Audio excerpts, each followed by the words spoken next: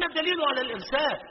الدليل على القبض أننا نعود إلى ما كنا عليه حال القيام قبل الركوع. اليدان مقبوضتان على الصدر قبل الركوع، فنعود بعد الركوع إلى ما كنا عليه من حال اليدين قبل الركوع. Iko wapi dalili ya kuachilia? Dalili ya kuifunga mikono ni kwamba sisi huwa tunarudi pale tulipokuwa, yani vile ilivyokuwa hali ya mikono kabla ya kurukuu. Mikono miwili ilikuwa imefungwa juu ya kifua kabla ya kurukuu. Kwa hiyo tunarudi pale pale ambapo hali ya mikono ilikuwa kabla ya kurukuu. وعندنا حديث سهل بن سعد وفيه إطلاق في الصلاة لأنه لم يحدد.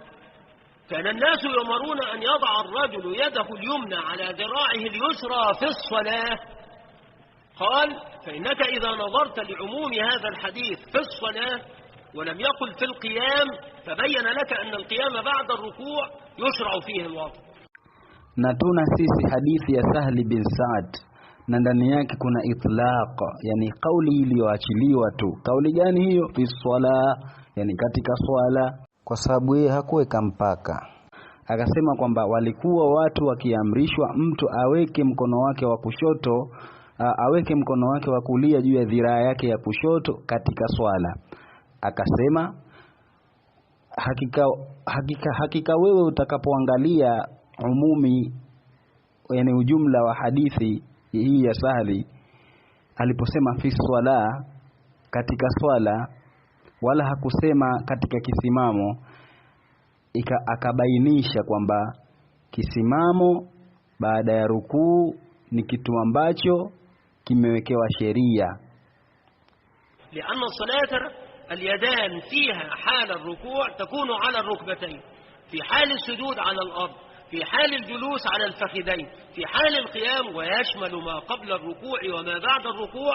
يضع الإنسان يده اليمنى على ذراعه اليسرى، وهذا هو الصحيح. Kwa sababu swala mikono miwili ndani yake katika hali ya kurukuu huwekwa juu ya magoti mawili, na katika hali ya kusujudi huwekwa mikono juu ya ardhi, na katika hali ya kitako huwekwa mikono juu ya mapaja mawili, na katika hali ya kisimamo ambayo kisimamo hicho kitaenea kabla ya rukuu na baada ya rukuu, basi huweka mwanadamu mkono wake wa kulia juu ya dhiraa yake ya kushoto, na hiyo ndio sahihi. فالذي يقول بإرسال اليدين بعد الرفع من الركوع هو الذي يطالب بالدليل. ورحم الله العلامة الألباني ورحم الله العلامة ابن باز رحمه الله تعالى، فإنه يقول بالقبض كما يقول العلامة ابن عثيمين رحمه الله تعالى، بالقبض على الصدر بعد الرفع من الركوع.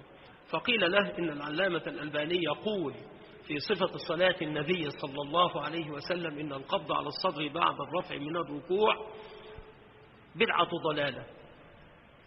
فقال ما نعلم أحدا على ظهر الأرض وتحت أديم السماء هو أعلم بحديث رسول الله صلى الله عليه وآله وسلم من الشيخ الألباني، ولا ينبغي أن تكون هذه المسألة مثار نزاع بين طلاب العلم. Kwa hiyo yule ambaye anazungumza kuhusiana na kuachilia mikono baada ya kunyanyuka kutoka kwenye rukuu, yeye ndiye ambaye atatakiwa alete dalili. Na Allah amrehemu al-Allamatul Albani, na Allah amrehemu al-Allamatu Ibn Bazi rahimahullahu, kwa sababu Ibn Bazi yeye alikuwa anasema kuhusiana na kuifunga mikono katika sehemu hiyo. Na alichokisema Ibn Uthaymeen, Allah mtukufu amrehemu, ni kuifunga mikono juu ya kifua baada ya kunyanyuka kutoka kwenye rukuu.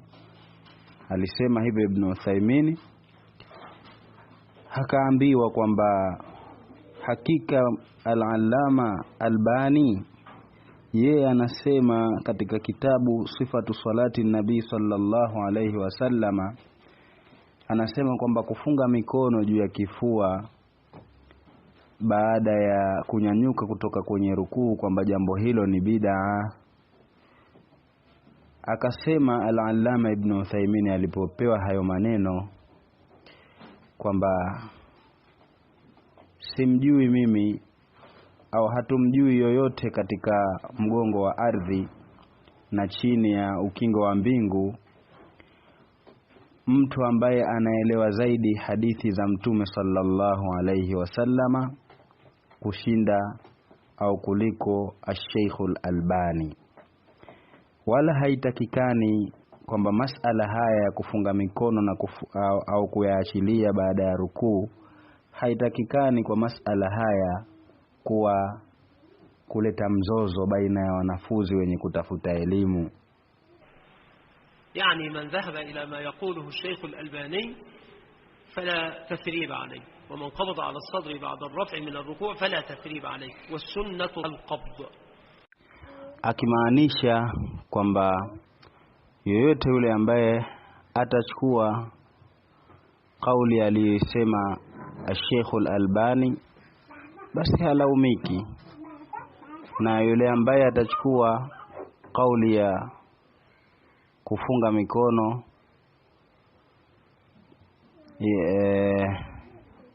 baada ya kutoka kwenye rukuu basi pia naye halaumiki, lakini sunna ni kuifunga mikono. فهو يقول بهذا القول وهو الصواب، القبض على الصدر بعد الرفع من الركوع هو الصواب. الإرسال لا دليل عليه، حتى وإن قال الشيخ الألباني إنه بدعة ضلالة أي القبض، فأين الدليل على الإرسال أصلا؟ ليس هنالك دليل على إرسال اليدين. أين هنالك في الصلاة إرسال لليدين؟ قبل الركوع كان هنالك قبض على الصدر باليدين، فإذا عدنا إلى ذلك بعد الرفع من الركوع فقد عدنا إلى الأصل. Kwa hiyo yeye Ibn Uthaymeen hii ndiyo kauli yake, nayo ndo kauli ya sawa sawa, kuifunga mikono juu ya kifua baada ya kurudi kwenye rukuu. Hiyo ndo sawabu, hiyo ndo sawa sawa. Kuachilia hakuna dalili, hata ikiwa amesema Sheikhul Albani kwamba hiyo ni bid'a ya upotevu, yani huko kufunga mikono, yani huko kufunga mikono. Lakini iko wapi dalili ya kuachilia? Hakuna dalili yoyote ya kuachilia mikono miwili. Iko wapi hiyo dalili katika swala kuachilia mikono miwili baada ya kutoka kwenye rukuu? Ilikuwa sisi kabla ya kutoka kwenye rukuu tumeifunga mikono yetu juu ya kifua. Kwa hiyo tutakaporudi baada ya kutoka kwenye rukuu, tutakaporudi kuifunga mikono juu ya kifua, tutakuwa tumerudi kwenye asili. Na mpaka hapo kuhusiana na kadhia hii ndo alipomalizia Sheikh Al-Allama Raslan hafidhahullah. Sasa aina antum ayuha al-ghuraba, mko wapi leo wageni ambao Uislamu mmeukuta mgeni na mkauacha ukarudi kwao ni mgeni, na nyinyi mkakubali ugeni huo? Mko wapi nyinyi mlioambiwa kwamba fatuba lilghuraba, kwa maana ya kwamba mko tayari kupokea mafundisho ya Mtume SAW vyovyote atakavyokuja? Aina antum ya ahlus sunna, mko wapi nyinyi enyi ahlus sunna ambao wanawazuoni wenu wanazungumza kwamba naduru ma sunnati haithu dar, tunazunguka pamoja na sunna vile ambavyo inazunguka. Kwa hiyo hilo ndo nilokuwa ninataka kulibainisha katika makamu hii, na maelezo mengine huenda yakafuata baada ya hii klipu insha Allahu, kwa utaratibu ambao utakuwa ni wa kujipanga. Barakallahu fikum wa fina jamia.